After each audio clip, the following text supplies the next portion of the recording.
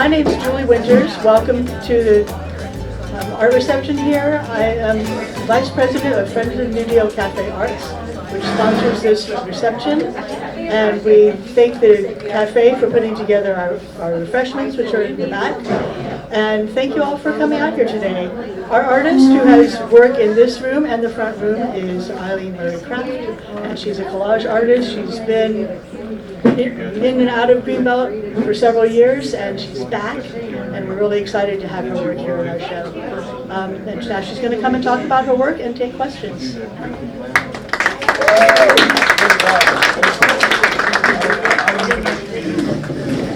Hello, can you guys hear me? Yes. Okay, I'll project.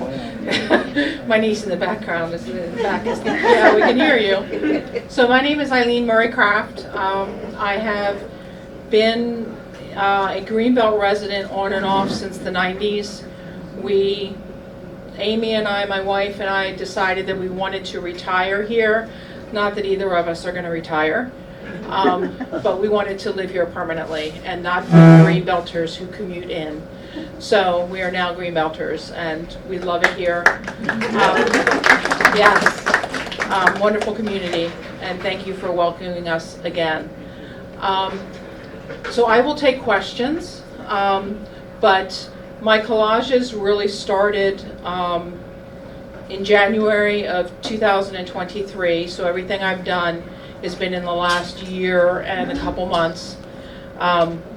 I had 55 pieces to hang, but only 27 looked well, so we kept 27.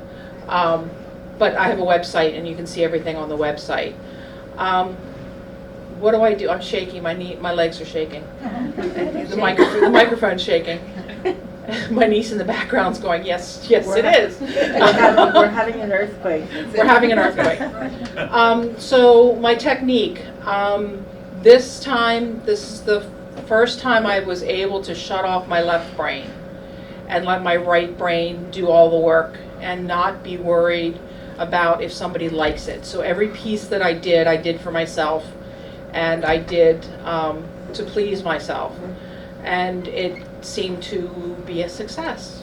So I started doing the miniatures a month and a half ago when I realized I didn't have, in our little GHI house, I didn't have enough room to store any more canvases, because you can tell they're difficult to store. They're not just paint. Yeah, so I think I'm going to do the occasional big piece now, but I think I'm going to stick with the miniatures because it's sustainable in our Greenbelt homes. Do you guys have any questions? Because I can just sit here and talk. Yes, sir. I have a question about your process. Is it that you see pieces that look interesting and make a piece out of it, or do you decide on a piece and then look for the smaller pieces that you clamp onto it? Yes. Yes, I have, like the piece Pharaoh. That one really spoke to me right away when I got the necklace. I knew exactly what I wanted to do with it, and I made it work. There are other times where the one they them in the corner, that one I had a dream at 3 o'clock in the morning, and I got up and I did it. And same with Trove. That one, the one with the mermaid, that one I dreamed about, and I just got up and did it and made it work. There are other times where very rarely do I fudge pieces around. They just seem to go where they're supposed to go. The one thing I do is when I think it's done, or I think right before I glue things on, I will take a picture of it, and then I will look at it and see, and then say, okay, maybe this needs to be moved over a little bit. So that's my process. And you know when you're done? I know when I'm done. Yeah, there are quite a few pieces that aren't here that I didn't stop. But I was very lucky to have a dear friend of mine help me curate the show and decide what's going to be shown and what's not going to be shown. So, yes, he's not here today, but yeah, he helped me out. Yes. I just wanted to find out about the findings that you used. Is everything like we used as far as like something that you just like a button that you had or Right. something like that? Right. The majority of the things that are on there were from Buy Nothing Greenbelt. I put out a call last year saying that I needed supplies, and this is what I was looking for, and I got a lot of it. There are the door pulls, the drawer pulls that are on my pieces. Those were bought. Let's see, what else did I specifically buy? I did buy some buttons for the button piece in the other room. I didn't have enough of them, so I supplied. So I've spent maybe $200 on supplies, and that's all for the whole show. Yes, ma'am. How do you store your findings? Where?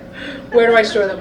I have organized bins, and I have jewelry in one bin, and I have paper in another.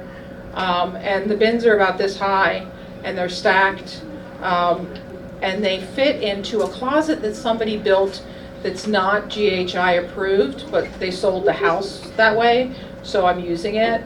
They built out in the big bedroom, they built a closet, and I can store all my artwork in there. We took the big bedroom that we had in our 2-bedroom, 725-foot house, and divided it. My wife is a musician, so she has half of it is her studio and half of it's my studio. Yes, I'm not going to call you ma'am because you're younger than I am. I was wondering if you could tell us about the poetry part. I noticed a few poetry sections. I wrote quite a few bit of poems in 2005 and 2006. So the poetry has sat. It was published with the Iguana Review, which is a local poetry group from years ago, and there were a couple pieces that weren't done, but I didn't know what they needed, and I decided to write my poems on them. The one umbrella, with the gentleman with the umbrella, that one I did specifically for the poem. But most of it, I'm working on the piece and what poem will go with it. Yeah. And you can call me ma'am. But how did you end up doing these collages like this, as opposed to something different? Something different different from my other shows that I've done.